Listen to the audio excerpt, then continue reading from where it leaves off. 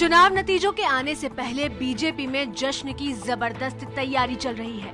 एक तरफ मतगणना के नतीजों की जानकारी के लिए बीजेपी दफ्तर में खास इंतजाम हो रहा है, तो दूसरी तरफ जश्न में बंटने वाले लड्डुओं की व्यवस्था हो रही है। लेकिन जोश और जश्न की इन तस्वीरों के बीच बड़ा सवाल ये है कि अगर मोदी की सरकार बनती है तो फिर लाल कृष्ण आडवाणी की क्या जगह होगी। सूत्रों के मुताबिक लाल कृष्ण आडवाणी स्पीकर का पद संभाल सकते हैं। वैसे आडवाणी के मुद्दे पर सब खामोश हैं। बीजेपी सूत्रों के मुताबिक पहले सुषमा स्वराज से कहा गया कि वो इस मुद्दे पर आडवाणी से बात करें, लेकिन जब सुषमा स्वराज ने इनकार कर दिया तो फिर उमा भारती को इस काम पर लगाया गया।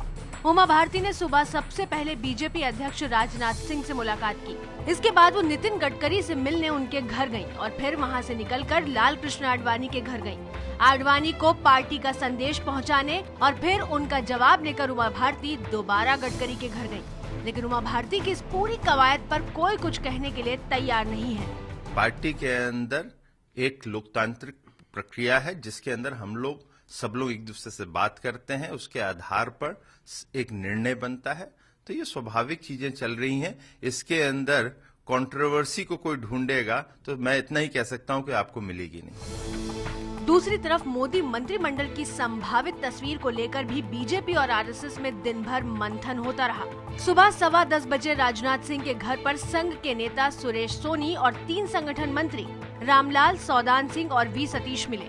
बाद में अमित शाह भी राजनाथ सिंह के घर पहुंचे। राजनाथ सिंह के घर से निकलकर अमित शाह आरएसएस के दफ्तर भी गए थे, लेकिन इन मुलाकातों के मकसद पर सब खामोश हैं।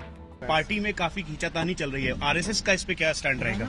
पार्टी वालों से बात कर लो, कोई खींचातानी। नरेंद्र मोदी को लेकर क्या खींचातानी है, वह क्या बात कर रहे हैं? बीजेपी के दूसरे नेता भी चुनाव नतीजे आने से पहले बीजेपी के बड़े नेताओं से मिल रहे हैं। वरुण गांधी नितिन गडकरी से मिलने के लिए पहुंचे थे, तो कलराज मिश्र अपनी बात रखने के लिए आरएसएस के दफ्तर गए थे।